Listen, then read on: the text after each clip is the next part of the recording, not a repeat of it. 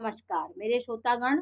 मैं आपको मंगल, सूर्य और गुरु की युति प्रत्येक भाव में क्या फल देगी इस बारे में मैं आपको जानकारी दे रही हूँ कि देखिए, ये तीनों की युति ये बहुत शुभ फल प्रदान करने वाली होती है, क्योंकि तीनों केंद्रों के स्वामी एक जगह उपस्थित हो जाते हैं। जिस भाव में ये उपस्थित होंगे उस भाव के बल को बढ़ाएंगे।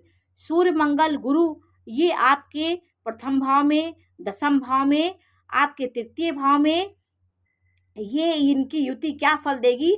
सबसे उत्तम फल ये नवम भाव में, दसम भाव में, लग्न में देगी, क्योंकि ये आपका प्रथम भाव का तीनों त्रिकोण के जो स्वामी होते हैं वो एक जगह उपस्थित हो गए।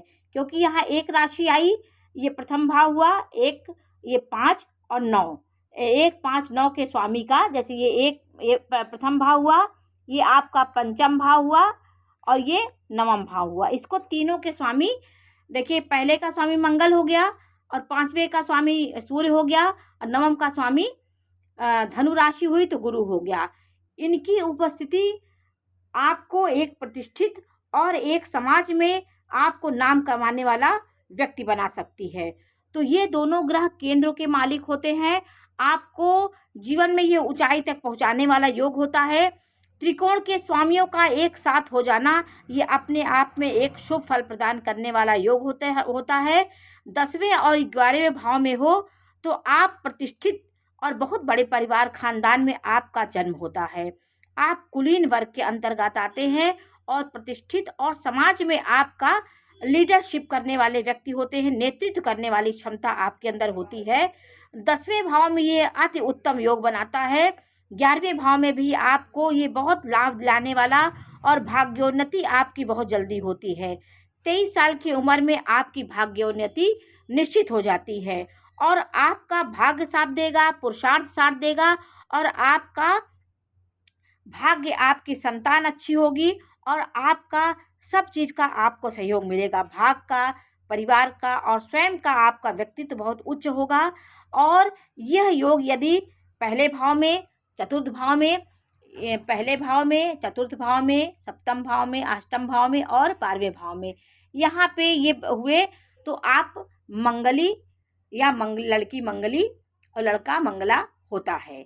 तो ये भी आप जान लीजिए कि सूर्य मंगल ये कहीं पे होंगे इन प्रथम भाव में, चौथे भाव में, सप्तम में, अष्टम में, 12वें में, तो आप मंगली या मंगला होंगे। और जीवन में आपको उन्नति होने से कोई आपको रोक नहीं सकता। बहुत जल्दी आपका भाग्योन्नति होती है। यदि उच्च स्थिति में हो, अपने अच्छी स्थिति में हो तो ये बहुत अच्छा फल देते हैं। यदि नीच के होंगे, नीच का सूर्य हुआ, नीच का मंगल हुआ, तो ये उतना फल नहीं देंगे। और जीवन में आप नाना प्रकार के उन्नति आप पाते रहेंगे। पिता आपके उच्च पद पे आसीन रहने वाले व्यक्ति रहे होंगे।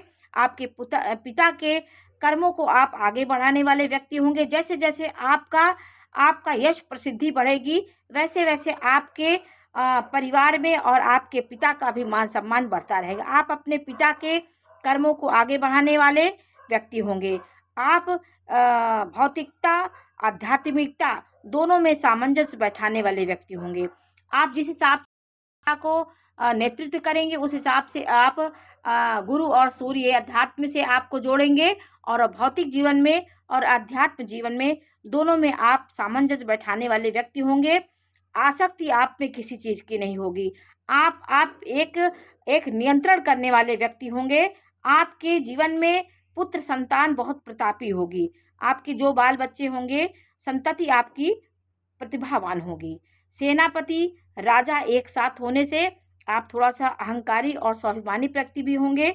लीडरशिप करने वाले व्यक्ति होंगे।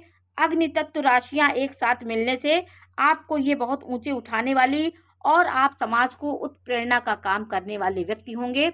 जहां आप खड़े होंगे, आप प्रतिभा से, आपके गुणों से, आपकी उच्चता से, आपके उच्च कुल के खानदान से आपका इतना सामंजस्य होगा कि आप हर जगह प्रतिष्ठित और सम्मानित होंगे।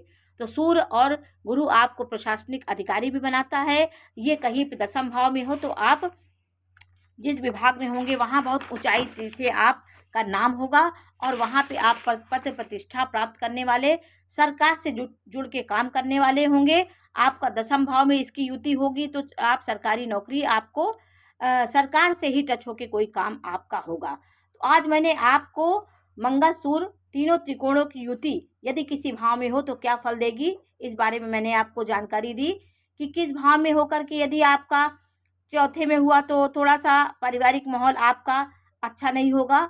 थोड़ा सा मंगल सूर्य चौथे भाव में होंगे, आपको सुख में कमी लाएंगे, सब कुछ होते हुए आपको सुख नहीं मिलेगा। लेकिन इसकी सीधी दृष्टि आपके दशम भाव में पड़ेगी तो आपका कर्म क्षेत्र बहुत मजबूत हो जाएगा। गुरु बैठेगा तो आपको ये तीनों ग्रह बहुत शुभ होते हैं, ये इनका बलि होना ही आप में एक शुभता का प्रतीक होता है और आप भाग्य के मामले में बहुत अच्छे होंगे। तो ये व्यक्ति कैसे होंगे, नेतृत्व करने वाले होंगे। तो आज मैंने आपको इन तीनों त्रिकोणों का योग किसी भाव में हो जाए तो क्या फल देता है, इस बारे में मैंने आपको जानकारी दी।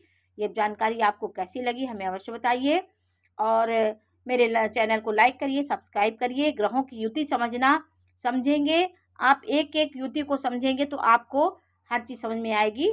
तो मैंने आज इसकी जानकारी दी, आपको कैसी लगी हमें बताइए। चैनल को लाइक करिए, सब्सक्राइब करिए। मैं इसी प्रकार की जानकारी आपको देती रहूँगी। नमस्कार।